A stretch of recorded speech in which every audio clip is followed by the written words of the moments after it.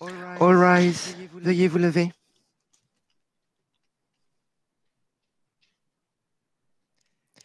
The International Criminal Court is now in session. L'audience de la Cour pénale internationale est ouverte.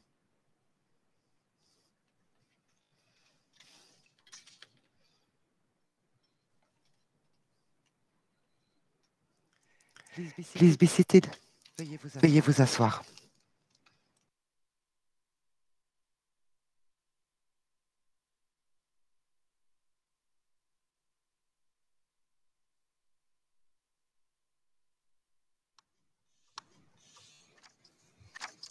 Bonjour, vous m'entendez?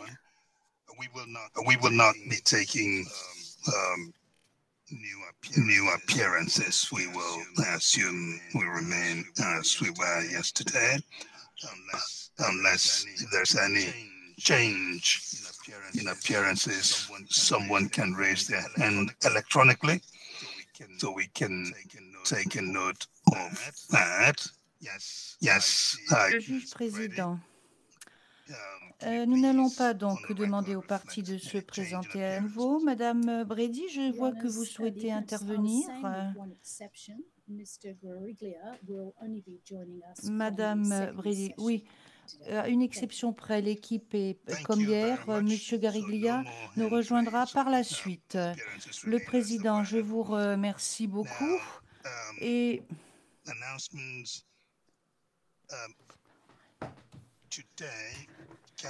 alors aujourd'hui, nous allons entendre le Conseil pour les victimes qui va commencer à nous parler du second moyen d'appel.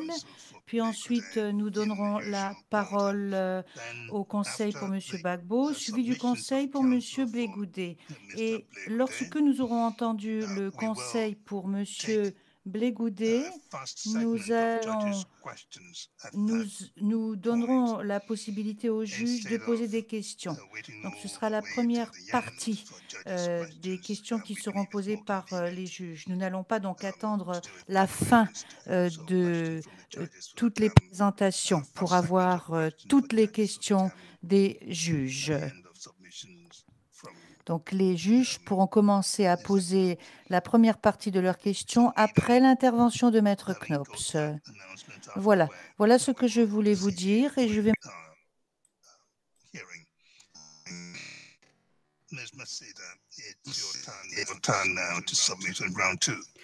Maître Massida, c'est maintenant à vous. Au sujet du moyen numéro 2. I will proceed with our submissions on ground 2.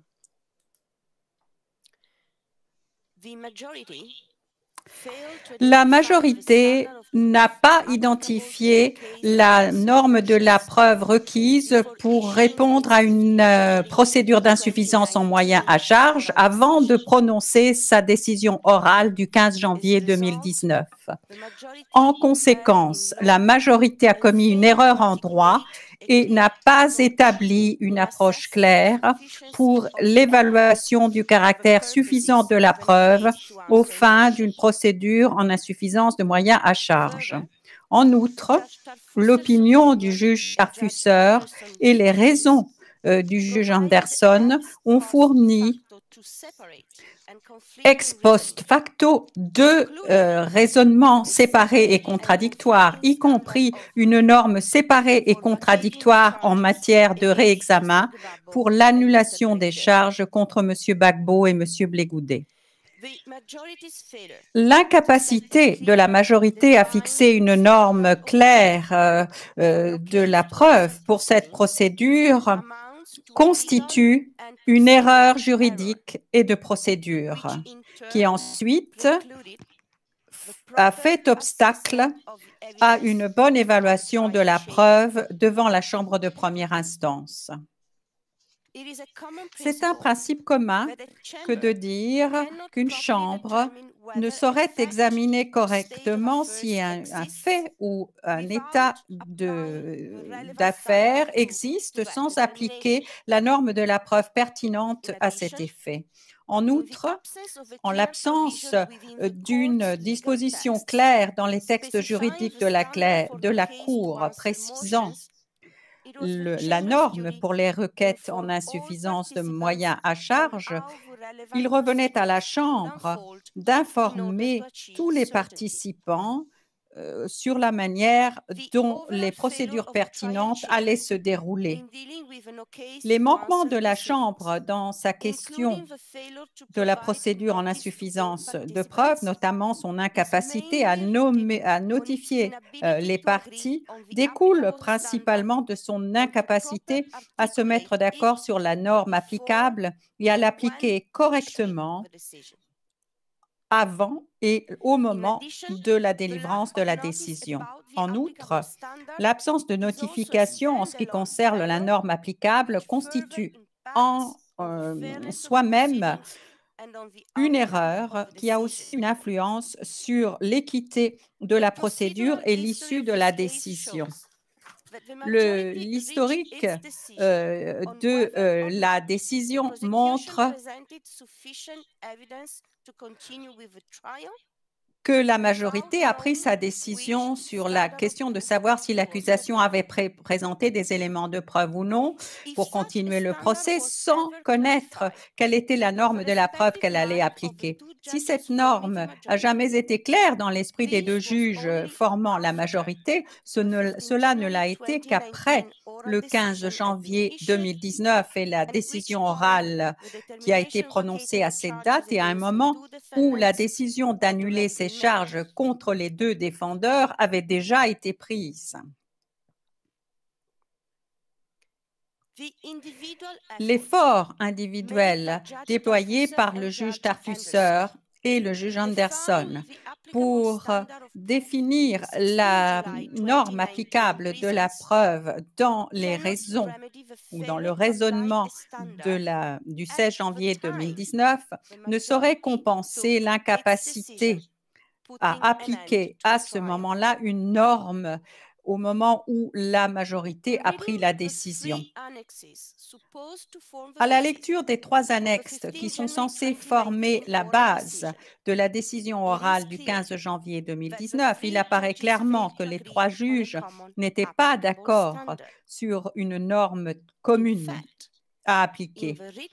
En réalité, dans les raisons par écrit, les 3 juges ne font pas mystère du fait qu'ils ont examiné les éléments de preuve selon 3 zones différentes. Une telle approche fragmentée, bien entendu, est acceptable entre la majorité et le juge dissident, mais un tel désaccord de cette ampleur à l'intérieur de la majorité est en lui-même inadmissible. La majorité ne peut pas simplement se mettre d'accord sur l'issue de la procédure, l'acquittement en l'occurrence, sans se mettre d'accord sur les raisons pour lesquelles les deux défendeurs devaient être acquittés et comment arriver à une telle conclusion. En conséquence de l'impossibilité pour la Chambre de première instance de se mettre d'accord sur une norme applicable unique, les éléments de preuve n'ont pas été correctement évalués et la décision est donc viciée in toto et donc non valide.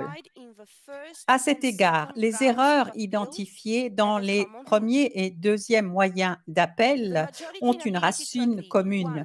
L'incapacité de la majorité à se mettre d'accord tout d'abord sur la nature même et la base juridique permettant de rendre la décision. Deuxièmement, la norme à appliquer. Troisièmement, l'approche à adopter vis-à-vis des éléments de preuve. Et 4, comment arriver à un verdict sur la question ultime de la culpabilité des deux défendeurs. Tout cela a conduit au prononcé d'une décision qui ne respecte pas les prescriptions obligatoires de l'article 74.5 et qui n'articule pas, qui n'applique pas une norme commune de la preuve. La majorité et son incapacité à se mettre d'accord sur des aspects cruciaux avant d'acquitter oralement les défendeurs a conduit les deux juges finalement à mettre la charrue avant les bœufs. Donc d'acquitter tout d'abord et puis ensuite de trouver les raisons pour le faire. L'exposé ex post facto de deux raisonnements contradictoires et séparés pour annuler les charges démontre cependant que le désaccord au sein de la majorité continuait d'exister et que l'évaluation de la preuve faite par le juge Anderson s'est faite de manière à ce qu'elle puisse justifier la décision orale du 15 janvier 2019. Ce qui a conduit un éminent professeur, le professeur Daryl Robinson, à définir cela comme une norme de la preuve sans précédent. Il a effectué une analyse intéressante des raisons écrites qu'il a décrites comme hypersceptiques dans l'examen potentiellement à charge des preuves. Ce qui a conduit à examiner isolément dans la recherche de toutes les raisons possibles chaque élément pour le discréditer ou le minimiser, la fabrication de récits alternatifs à défaut de preuves en soutien. Dans cette analyse, le professeur Robinson propose un certain nombre de critères que je vais ensuite évoquer par un certain nombre d'exemples spécifiques. Il indique que l'approche de la majorité se caractérise par un doute spéculatif constant. Les éléments de preuve sont discrédités par le biais de simples conjectures sans vérifier qu'elles passent par le test du doute raisonnable.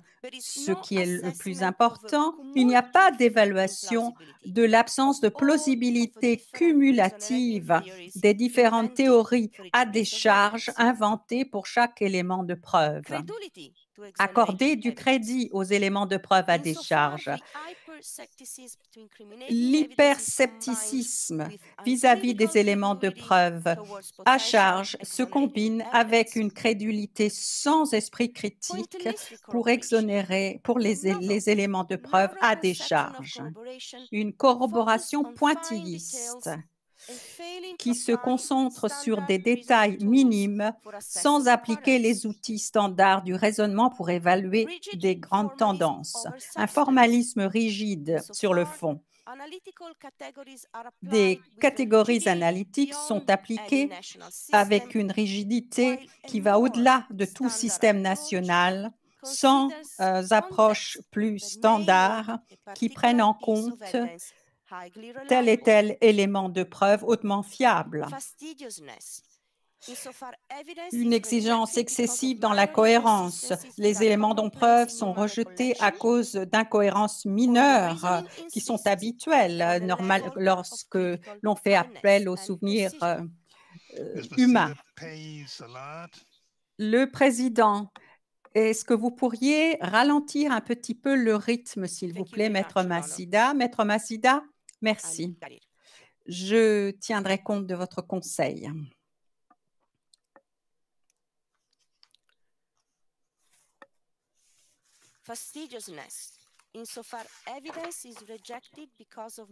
L'exigence excessive de la cohérence. L'approche insiste sur un niveau d'ordre et de précision clinique qui est impossible à atteindre dans une perspective générale. De telles attentes sont notamment inappropriées lorsqu'il s'agit de faits d'atrocité qui ne répondent pas nécessairement à cette logique ordonnée. Enfin, des barrières nouvelles pour les crimes contre l'humanité. Percevoir, par exemple, le viol comme opportuniste et sans lien avec les violations environnantes, s'enquérir si tous les membres d'une organisation se livrent à des actes inhumains à chaque opportunité.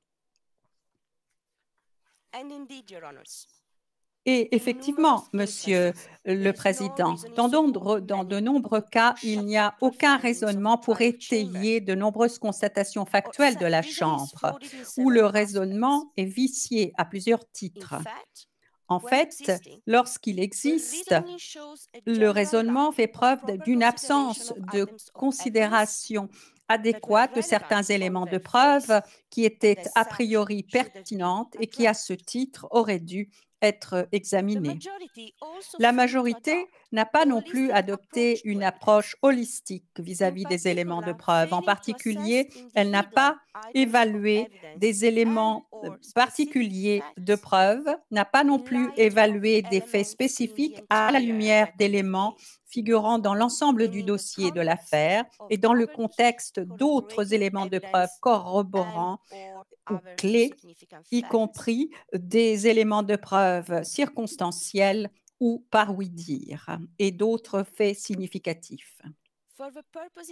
Aux fins d'expliquer pour quelles raisons l'acquittement de la majorité n'est pas fiable et la décision mal conçue, je vais rapidement renvoyer à certaines constatations faites par le juge Anderson dans son raisonnement et par le juge Tarfusser dans son opinion et qui sont les plus pertinentes dans l'intérêt des victimes.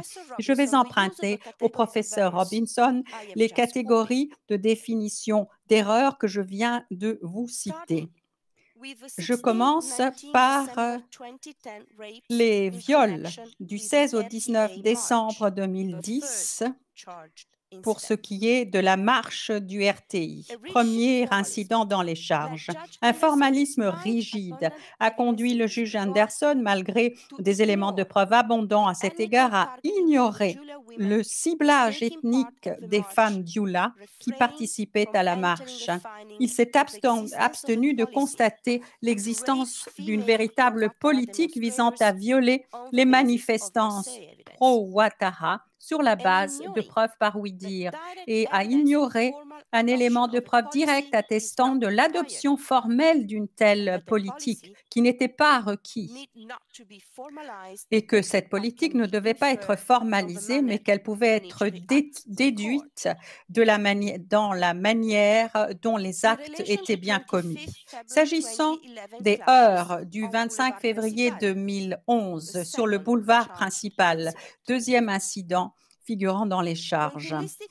Une corroboration pointilliste et une exigence excessive de cohérence qui apparaissent clairement dans l'incapacité de la majorité à analyser les éléments de preuve dans leur totalité en appliquant plutôt une approche fragmentaire et en rejetant des éléments de preuve pour respecter une norme excessivement stricte et rigide, en s'attendant à ce que tous les témoins soient totalement cohérents quant à l'horaire exact des événements. L'approche hypersceptique cette approche hypersceptique a conduit le juge Anderson à se livrer à des spéculations sur les raisons qui ont conduit la police à tirer sur les manifestants. En particulier au paragraphe 1668 de son raisonnement, je le cite, « Les tirs de la police visaient peut-être à éviter une situation qui mettrait en danger leur intégrité physique plutôt qu'à attaquer les civils se trouvant en face d'eux. » Fin de citation. Cette déduction alternative n'est étayée par aucun élément de preuve dans le dossier de l'affaire, ce qui ne permet pas d'arriver à une telle conclusion. S'agissant de l'attaque sur la manifestation des femmes du 3 mars 2011, troisième incident dans les charges, là encore, cette approche hypersceptique, cumulée avec le doute spéculatif, a conduit le juge Anderson à fournir un certain nombre d'hypothèses alternatives pour évaluer les éléments de preuve quant à l'attribution des tirs contre le convoi des FDS à ce jour-là. Au lieu de procéder à une évaluation rigoureuse des éléments de preuve, l'analyse offre un scénario différent où il pourrait y avoir eu des individus bien armés au sein de la marche et que les victimes auraient pu être blessées par des balles faisant ricocher. Cependant, il n'y a pas un seul élément de preuve au dossier pour pointer à la présence d'individus armés qui auraient pu tirer contre la foule. Un tel scénario est absolument sans aucun fondement et est même en contradiction avec les éléments de preuve figurant au dossier, y compris des témoins oculaires et des éléments de preuve médico-légaux qui prouvent que les blessures observées sur les 3 victimes dont on a pu retrouver les corps et sur lesquelles on a pu procéder à une identification de l'ADN, tous ces corps montrent des blessures par balle venant de la gauche vers la droite, ce qui montre un tableau clair. Des blessures remarquablement similaires, à peu près au même niveau, la région du cou et des épaules. S'agissant du bombardement du marché d'Abobo du 17 mars 2011, le 4e incident dans les charges, un formalisme rigide sur le fond a conduit le juge Anderson à complètement négliger dans son analyse toutes les dépositions des témoins oculaires en les considérant comme du oui-dire. Cependant, se trouver à l'intérieur de la maison au moment où la maison fait l'objet de tirs, perdre conscience pendant ce bombardement ou même arriver sur la place, sur l'endroit de l'incident quelques minutes après celui-ci, ne transforme pas les éléments de preuve ainsi fournis en des éléments de preuve par oui-dire. Enfin, s'agissant des viols du 12 avril 2011 à Yupougon, le 5e incident dans les charges, malgré une conclusion selon laquelle les crimes commis montraient un tableau criminel motivé par l'animosité ethnique, le juge Anderson a créé une barrière nouvelle pour les crimes contre l'humanité en concluant au paragraphe 1860 de son raisonnement, je le cite, « Il n'est pas possible de savoir précisément comment beaucoup de ces victimes ont été tuées parce qu'elles étaient Dioula ». Fin de citation. Et que les crimes commis par certains auteurs étaient de nature opportuniste et ne visaient pas à porter préjudice aux partisans de Ouattara. Pour arriver à cette conclusion, le juge Anderson s'est appuyé simplement sur 2 exemples en alléguant un changement brutal dans l'esprit des auteurs qui, au lieu de quitter la maison des victimes après le viol, auraient décidé de rester et de les tuer. Cette déduction est à caractère purement spéculatif.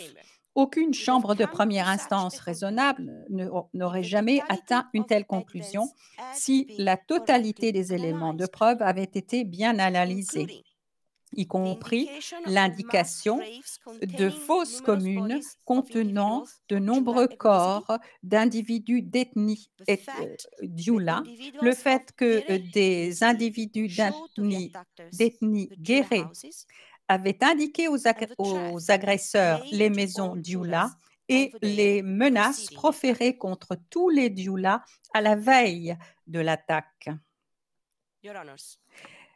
Monsieur le Président, Mesdames, Messieurs les juges, ces erreurs non seulement démontrent que la décision de la majorité n'est pas solide, mais elles montrent également que la majorité n'a pas évalué correctement l'échelle de la victimisation, une constatation qui, à la lumière de l'issue du procès, aurait été d'autant plus nécessaire étant donné les centaines de victimes participantes à l'affaire.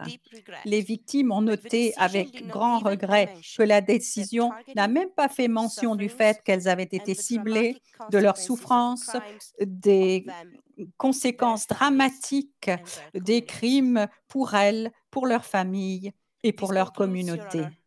Ceci conclut mes arguments, Monsieur le Président, au sujet du 2e moyen d'appel qui, à notre avis, devrait être retenu. Le Président, merci beaucoup, Maître Massida. Nous allons maintenant entendre le conseil de Monsieur Gbagbo. Merci, Monsieur le Président. Monsieur le Président, Mesdames et Messieurs les juges, C'est le professeur Jacobs qui, au nom de l'équipe de défense de Laurent Gbagbo, exposera sur le second moyen d'appel.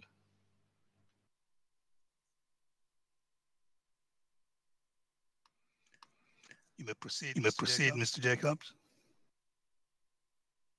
Maître Jacob, vous avez la parole.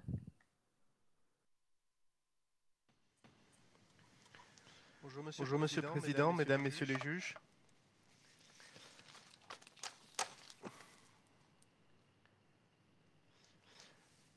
Comme nous l'avons relevé hier, il est frappant de constater que les motifs de plus de 900 pages du juge Anderson et endossés par le président Tarfusser sont les grands absents du mémoire d'appel du procureur. Comme je le disais hier, le procureur lui-même concède qu'il ne remet pas en cause le standard de preuve adopté par le juge Anderson. Et allant plus loin, le procureur précise dans son mémoire d'appel qu'il n'est pas demandé à la chambre d'appel de manière générale, je cite,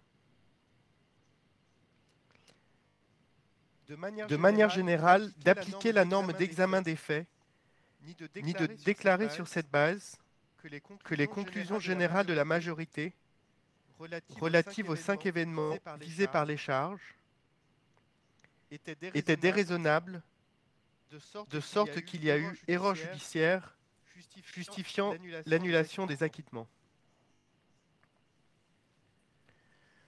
En un mot, fin de citation. En un mot, le procureur ne remet pas en cause l'acquittement. Partant de là, il est difficile de faire sens de ce que le procureur reproche exactement au juge dans son second moyen d'appel. Puisqu'il se contente d'affirmations non étayées, sans rapport les unes avec les autres, à propos des erreurs que les juges auraient commises.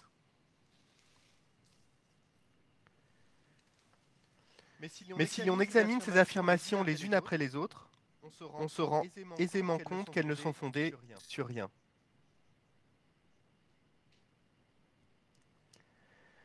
En effet, les juges ont suivi une procédure de no case to answer normale, qui a permis à tous de s'exprimer, tant sur le standard de preuve qu'il convenait d'appliquer, que sur le fond du dossier. Concernant le standard de preuve, la procédure suivie par les juges aurait été celle qu'aurait suivi n'importe quels autres juges. Les parties et participants ont pu longuement s'exprimer, tant par écrit que lors des audiences qui ont eu lieu en octobre et novembre 2018, sur leur compréhension du standard de preuve applicable au stade du no case to answer. Et les juges ont tranché cette question, d'abord en acquittant Laurent Gbagbo le 15 janvier 2019, et en expliquant le standard qu'ils avaient adopté dans les motifs écrits de juillet 2019. Il n'y a là rien de plus normal qu'une telle séquence d'événements.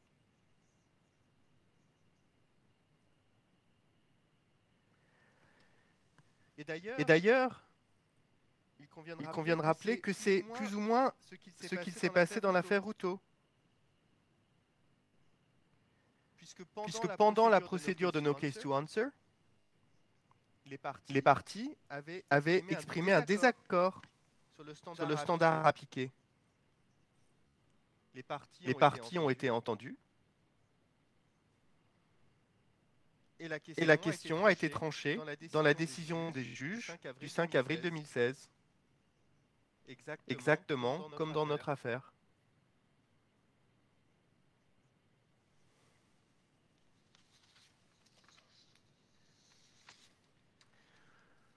Confronté à un tel état de fait, Le procureur est bien en peine de présenter à la chambre d'appel des exemples issus de la jurisprudence au soutien de son affirmation, selon laquelle les juges n'auraient pas suivi une procédure normale.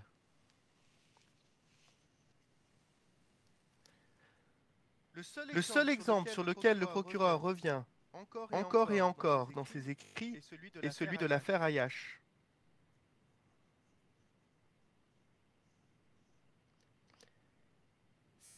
Cette jurisprudence, comme nous l'avons rappelé, n'est absolument pas transposable ici.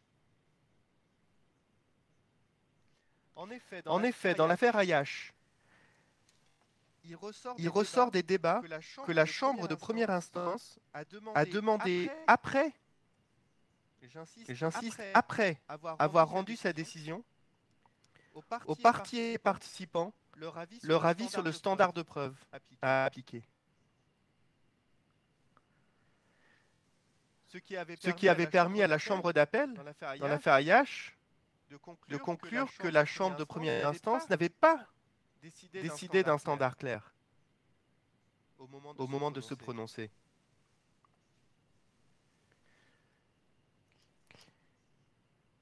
Ici, le procureur est incapable de démontrer qu'au moment où les juges ont prononcé l'acquittement en janvier 2019, il n'aurait pas analysé la preuve du procureur selon un standard bien défini, après analyse méticuleuse de cette preuve,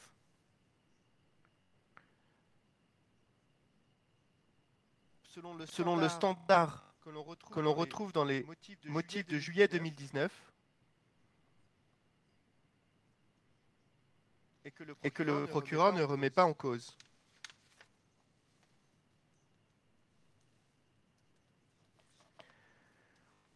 Par ailleurs, au moment où le procureur a présenté sa preuve à la Chambre pendant le procès, il connaissait le standard de preuve applicable, celui de au-delà de tout doute raisonnable. C'est donc logiquement à la lumière de ce standard-là qu'il a présenté sa preuve pendant le procès. À ce moment-là, connaître le standard de no case to answer qu'aurait pu appliquer la Chambre n'aurait pas été d'une grande utilité. Surtout que par définition, si le procureur pensait que sa preuve pouvait satisfaire au standard le plus élevé, celui d'au-delà de tout doute raisonnable, il devait forcément estimer qu'elle pouvait satisfaire au standard plus faible, qui serait celui applicable au stade du no case to answer.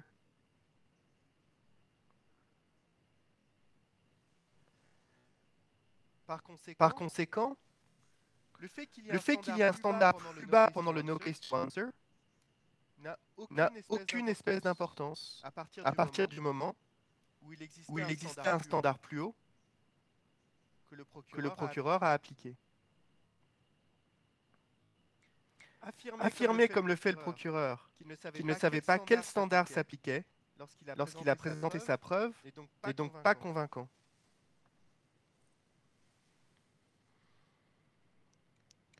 Et pendant la procédure de no case to answer elle-même, le procureur est allé au bout de tout ce qu'il pouvait dire sur sa preuve. Il ne peut pas se plaindre d'avoir été limité soit par une absence de standard, soit par une absence de liberté. Il a eu toute latitude pour s'exprimer sur la qualité de sa preuve pendant la procédure de no case to answer. Expliquant dans les 542 pages de son mémoire de procès, les 1057 pages de sa réponse à la requête en no case to answer par la défense,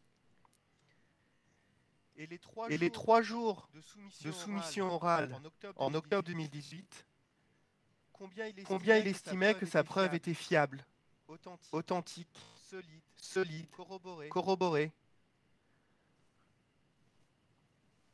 Il a donc pu présenter sa preuve comme il l'entendait.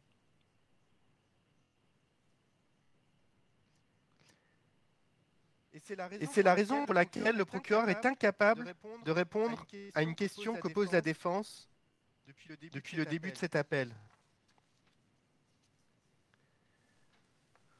En quoi lui avoir indiqué un standard de preuve de no case to answer spécifique en avance aurait-il changé la manière dont il avait présenté sa preuve pendant le procès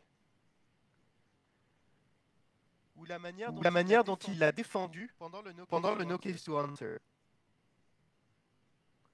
La question simple que pose la défense est: qu'aurait-il pu faire de plus que ce qu'il a fait? Le procureur ne répond pas à cette question dans son mémoire d'appel.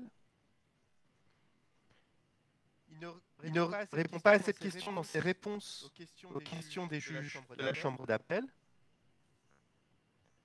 Et il continue de ne pas y répondre dans ses soumissions orales hier. Et pour cause, il a eu la plus extrême latitude pour présenter sa preuve comme il le souhaitait.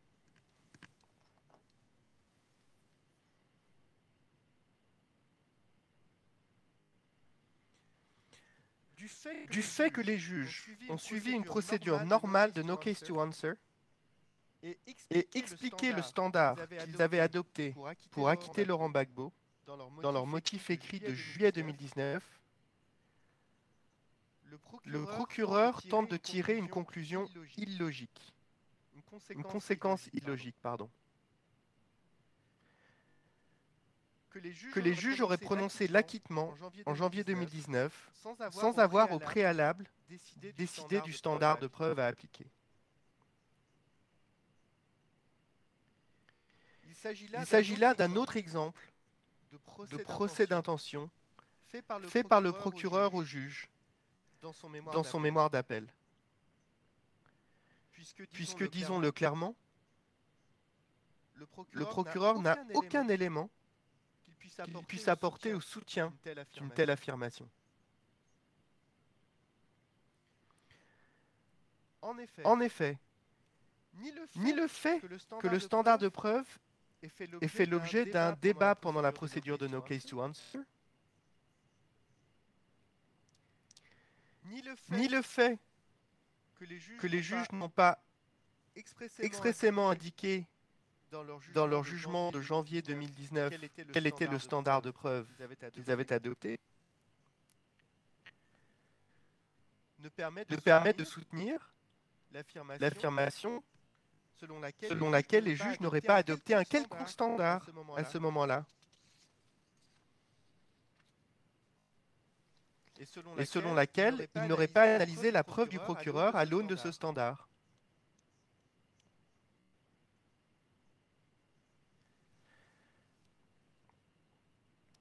Autre point.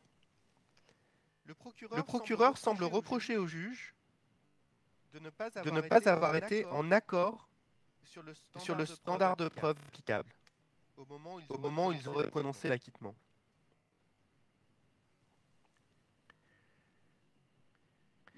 Une telle position caricature l'analyse présentée par le juge Tarfusser dans son opinion concernant le standard de preuve applicable.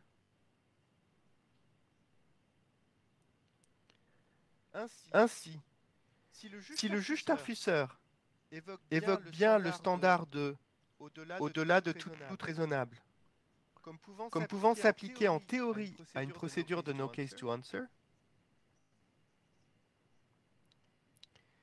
il précise néanmoins dans son opinion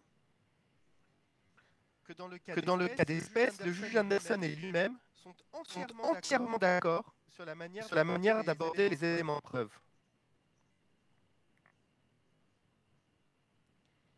Et je cite le paragraphe 67 de l'opinion séparée du juge Tarfusser. Je cite, bien au-delà des étiquettes et des approches théoriques, ce qui importe, c'est que la position de la majorité repose fermement et solidement sur une analyse approfondie des éléments de preuve et de leur exceptionnelle faiblesse,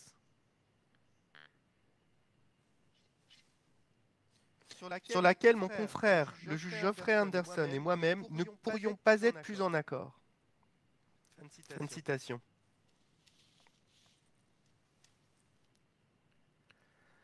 Le juge Tarfusser explique ensuite très clairement que dans le cas d'espèce, la question du standard a peu de conséquences pratiques, puisque la preuve du procureur est si faible qu'elle ne satisfait à aucun standard de preuve, même le plus bas.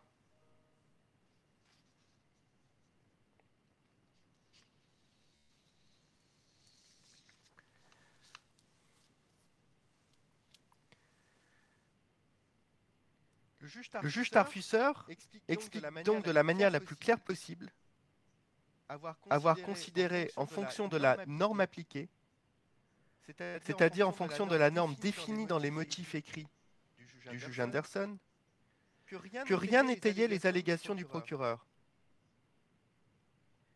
Les juges de la majorité sont donc en accord complet, puisqu'ils ont en l'espèce suivi une même démarche, appliqué un même standard, et sont parvenus aux mêmes conclusions.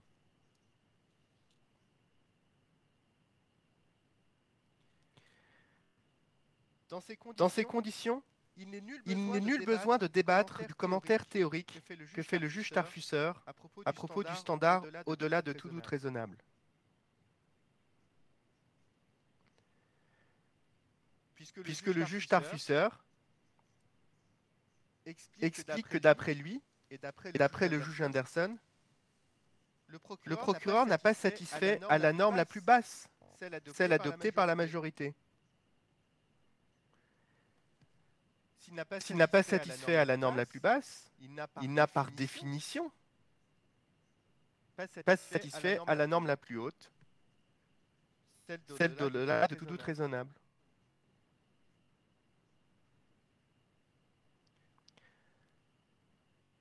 De manière plus générale, il convient de relever que ce que le procureur tente de présenter comme l'expression de désaccord est une pratique tout à fait normale en droit international pénal.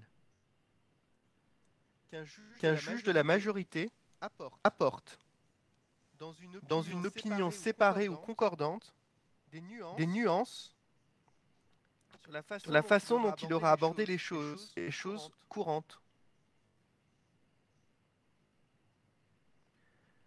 On peut trouver de nombreux exemples de cette pratique dans la jurisprudence de la Cour,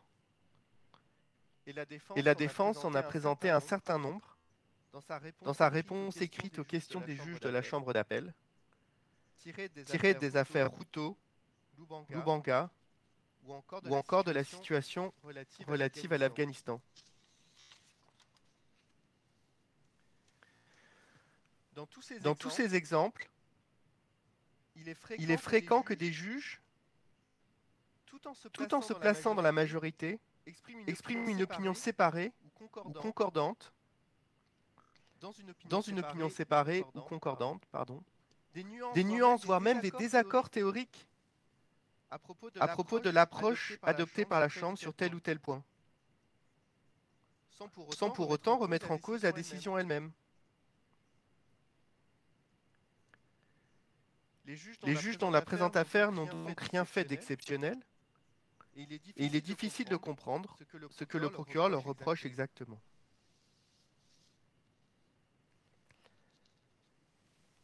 Avant d'aborder mon dernier point, la question des exemples factuels présentés par le procureur, un mot rapide sur le standard de preuve à appliquer pendant le no case to answer.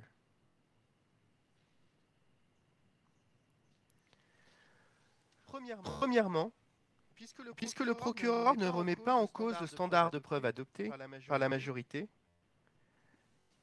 la question de la définition même de ce standard de preuve nous semble dépasser le cadre du présent appel.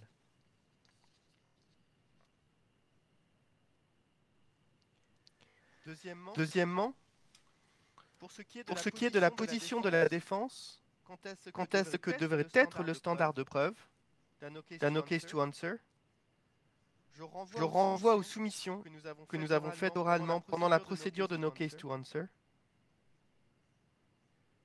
et à la réponse aux questions des juges de la Chambre d'appel.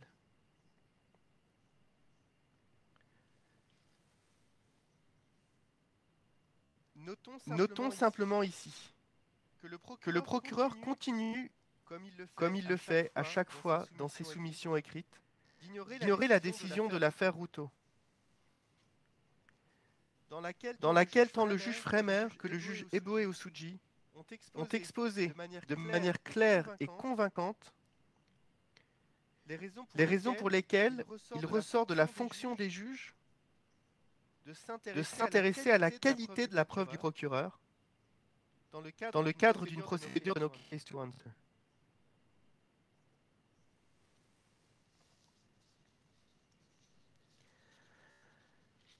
Enfin, un mot sur les exemples factuels présentés par le procureur comme illustrant selon lui les erreurs de droit et de fait commises par les juges de la majorité.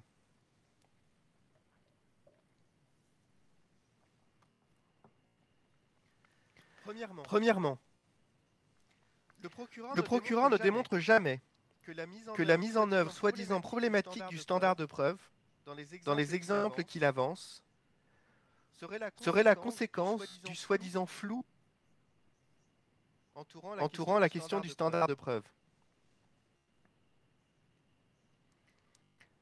Il ne peut pas le démontrer, puisqu'il n'y a logiquement aucun rapport entre la procédure de no case to answer, l'adoption du standard, et la façon dont il a finalement été appliqué dans la décision, dans les motifs de juillet 2019.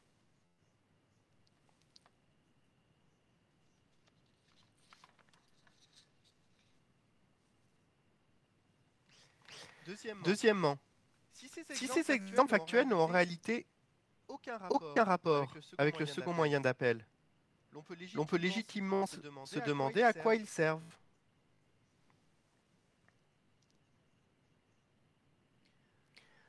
Surtout que de l'aveu du procureur lui-même, ces exemples ne peuvent servir à remettre en cause l'acquittement.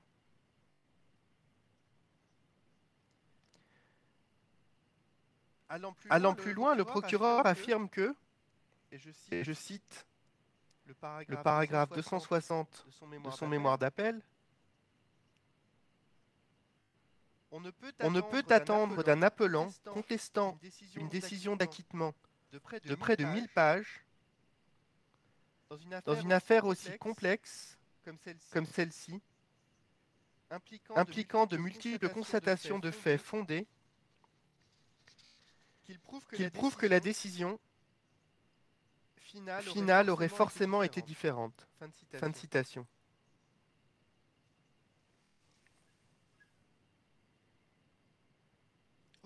C'est exactement ce que l'on attend d'un appelant.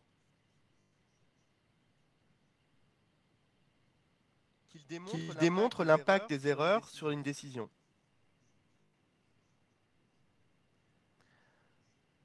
L'ampleur de la décision d'acquittement, qui n'est, rappelons-le, que la conséquence de l'ampleur du dossier présenté par l'accusation,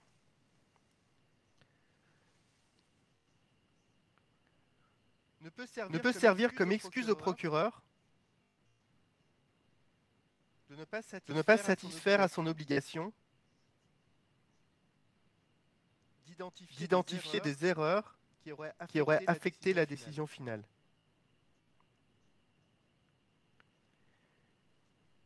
Il ne peut, après coup,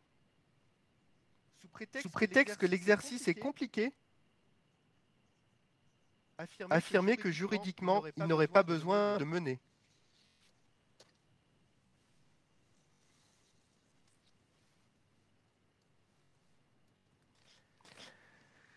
Dans ces circonstances, il convient que la Chambre d'appel ignore ces exemples factuels dans le cadre du présent appel.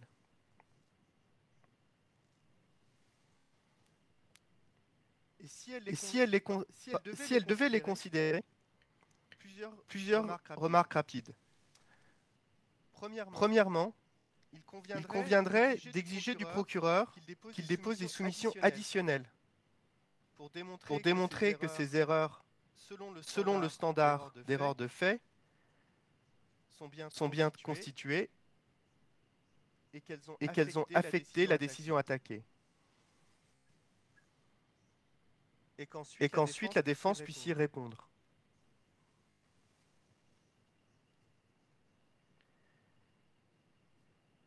Si on s'intéresse aux exemples factuels eux-mêmes, et pour des raisons de temps, il est difficile d'y revenir dans le détail, il est difficile notamment dans les 30 minutes de répondre aux remarques générales du procureur, puis aux remarques spécifiques de la représentante légale des victimes sur chaque incident, dans le temps imparti à la défense. Mais on peut noter certains procédés.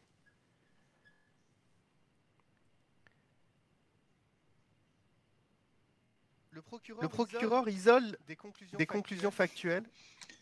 Mr. Jacob, you have 5 minutes Président, left. Maître Jacob, il vous reste 5 minutes. Merci, Monsieur le Président. Le procureur isole les conclusions factuelles pour essayer de faire croire que les juges n'auraient pas pris en compte l'ensemble des éléments de preuve, là où les juges ont intégré leur analyse dans une analyse globale de la preuve. On peut prendre l'exemple des violences sexuelles évoquées par la représentante légale des victimes tout à l'heure. Elle essaie de faire oublier que l'analyse de ces allégations a été faite par les juges au contraire, dans le cadre de l'analyse de l'existence d'un plan commun ou d'une politique d'une organisation. Loin d'analyser ces allégations de manière isolée, les juges ont au contraire analysé de manière détaillée, sur des dizaines de pages, les allégations du procureur sur l'existence d'une politique ou d'un plan commun, pour conclure qu'il n'avait pas de preuve d'un plan commun ou d'une politique. Vouloir faire croire que les juges auraient isolé ces questions-là et ne les auraient pas considérées dans l'ensemble de la preuve est donc faux.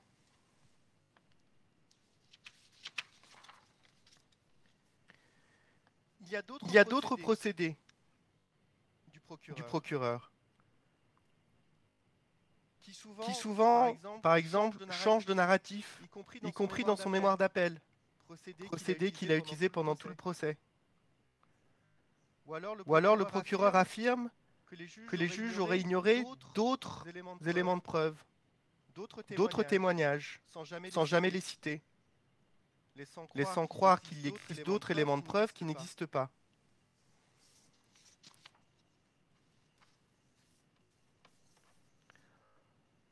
En réalité, et ce sera mon dernier point, Monsieur le Président, ces exemples, sans avoir une autre fonction,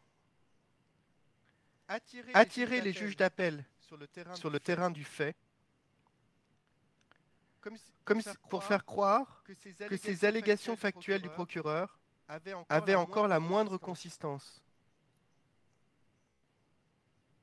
n'avaient pas survécu au test ultime, celui du procès et du débat contradictoire. Le procureur n'exprime que des simples désaccords avec la chambre de première instance, comme si le procès n'avait pas eu lieu, argumentant de la même manière qu'au premier jour du procès. La chambre d'appel ne saurait suivre le procureur dans cette démarche qui consiste à nier et les 2 ans de procès et le travail d'analyse exhaustif de la preuve du procureur que les juges de la majorité ont effectué. En définitive, et je conclus, la chambre d'appel ne saurait valider la démarche du procureur qui consiste à installer autant d'écrans de fumée pour faire oublier qu'il est en réalité incapable de remettre en cause l'acquittement. Merci. Le juge président, merci beaucoup. Merci beaucoup, Maître Jacob. Nous allons maintenant avoir notre première pause du matin. Nous allons donc lever l'audience pendant 45 minutes. Et lorsque nous reviendrons, ce sera le conseil de M. Blégoudet qui nous présentera ses observations. All rise, veuillez vous lever.